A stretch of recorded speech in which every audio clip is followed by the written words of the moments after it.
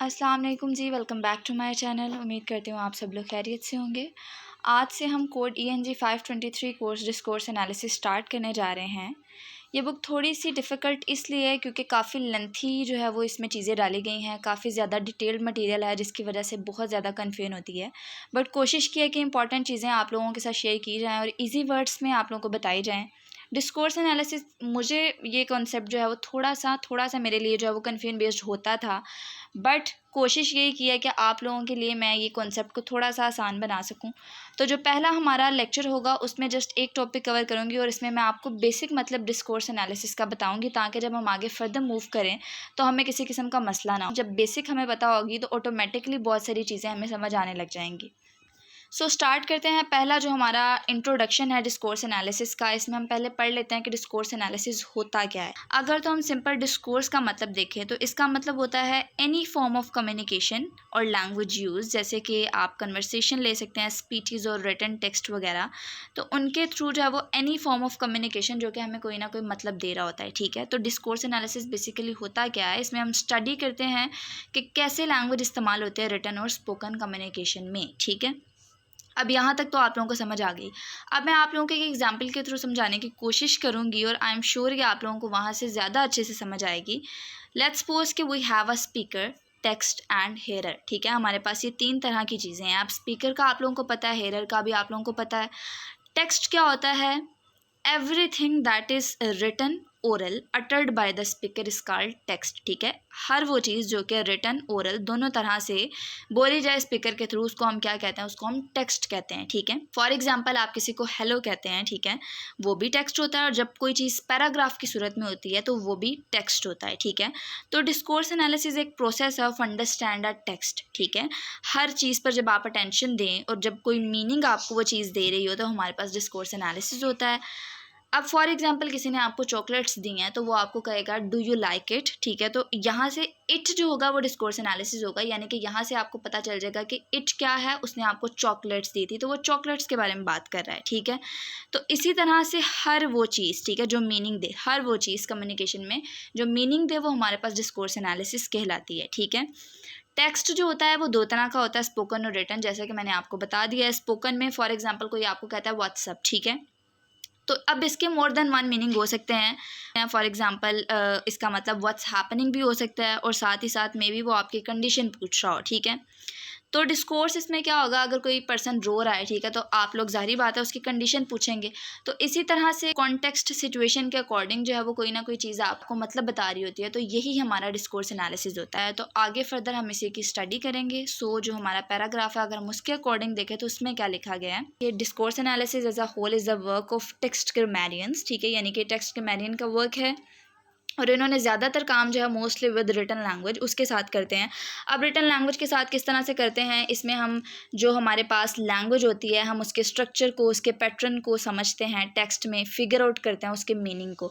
तो बेसिकली इसमें हम इंटायरली जो है वो हमारा वर्क रिटन लैंग्वेज के साथ है। ठीक है, बेसिकली ये दोनों मतलब देता है। अब आपने यहाँ कन्फ्यूज़ नहीं होना, ठीक है, कि डिस्कोर्स एनालिसिस तो ज़्यादा इसका काम रिटन लैंग्वेज के साथ है, नॉट एट ऑल, दोनों चीज़ों के साथ इसका काम है। बट यहाँ पर अगर टेक्स्ट ग्रामेरियंस की बात करें, ठीक है, तो लैंग्वेज की बात की जा रही है तो वो रिटन लैंग्वेज को जो है वो इंटायरली देखते हैं, उसके स्ट्रक्चर्स को, उसके पैटर्न्स को, लैंग्वेज में किस तरह से ग्रामर का इस्तेमाल होता है और हमें मीनिंग पता चलता है, तो वो सबके साथ जो है वो काम हो रहा है। ठीक है, तो इस वजह से यहाँ पर ये लिखा गया है। उसके बाद टेक्स्ट ग्रामेरियंस की बात की जा रही है कि सी text as language element pass into together in relationship with one another that can be defined, यानी कि जो हमारे पास टेक्स्ट ग्रामेरियंस हैं, ठीक है, वो स्टडी करते हैं कि कैसे लैंग्वेज एलिमेंट्स जो है वो टेक्स्ट के साथ इंटरेक्ट करते हैं, रिलेट करते हैं एक दूसरे के साथ वगैरह वगैरह। ठीक है, उसके अलावा नीचे लिंग्विस्ट वाला मैंने हाईलाइट किया है।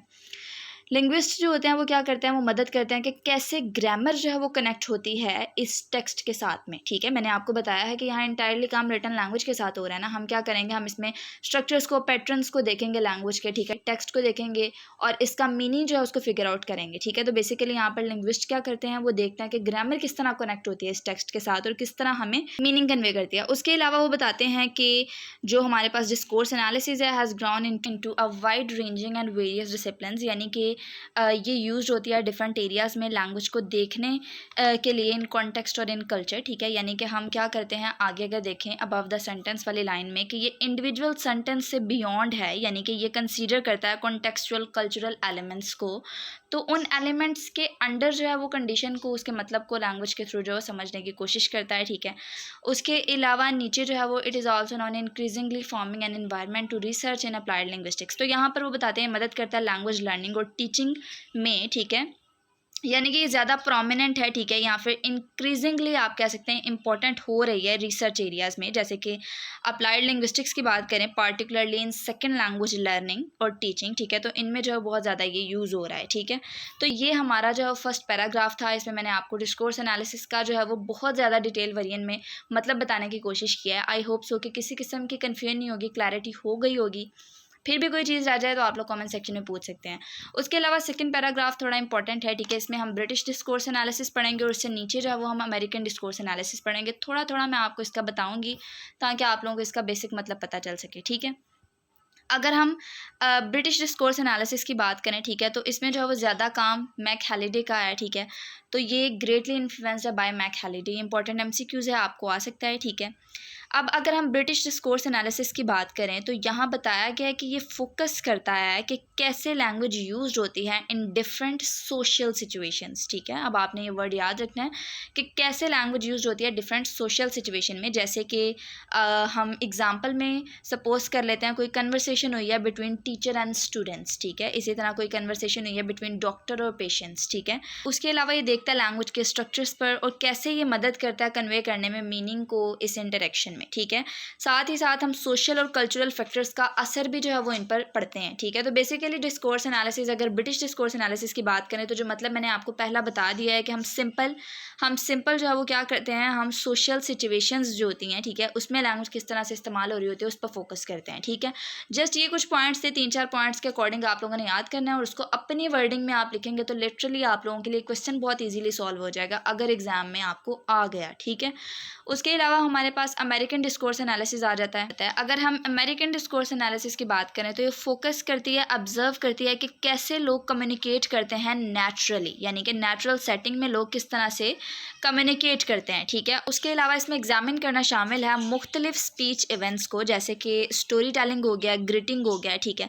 तो ये एग्जाम्पल्स आप याद रख सकते हैं, ठीक है। ये अप्रोच जो है वो क्लोजली ऑब्जर्व करती है नेचुरल कम्युनिकेशन को। तो जो नेचुरल कम्युनिकेशन होती है वो अमेरिकन डिस्कोर्स एनालिसिस में इसके ऊपर फोकस ज़्यादा किया जाता है। तो ये डिफरेंस आपने याद रखना है। उसके अलावा ये अप्रोच जो है वो क्लोजली ऑब्जर्व करती है नेचुरल कम्युनिकेशन को, ना कि क्रिएटिंग मॉडल को, ठीक है। जैसे कि बजाय थ्योराइज करना लोग कैसे बातचीत करते हैं, रिसर्चर्स क्या करते हैं, वो खुद जाते हैं और देखते हैं रियल कन्वर्सेशन को, ठीक है। आप कह सकते हैं इन कैफ़ेज़, उसके अलावा फैमिली डिनर्स, ठीक है। तो ये उनमें खुद जाकर ऑब्जर्व करते हैं, ठीक है। तो नेचुरली हर चीज़ को ऑब्जर्व किया जाता है ये समझने के लिए कि लोग नेचुरली किस तरह से कम्युनिकेट करते हैं, ठीक है। अब इनमें कुछ की फिगर्स शामिल हैं, ठीक है, जो कि यहाँ पर आप लोग देख सकते हैं। हमारे पास गॉफमैन है, सैक्स है, उसके अलावा हमारे पास गम्पर्स है, ठीक है, ऊपर मैंने हाईलाइट नहीं किया। तो ये डिफरेंट तरह के जो है वो की फिगर्स हैं, उनके नाम बताए गए हैं, जो कि क्या करते हैं, एक्सप्लोर करते हैं कन्वर्सेशनल नॉर्म्स को, ठीक है। साथ ही साथ वो बताते हैं कि अमेरिकन रिसर्च जो है या अमेरिकन रिसर्चर्स जो हैं वो एक्सप्लोर करती है डिफरेंट वेज जिनमें लोग बात करते हैं, जैसे कि बीइंग पोलाइट और उसके अलावा फेस सेविंग एक्ट्स आपने पढ़ा होगा, ठीक है।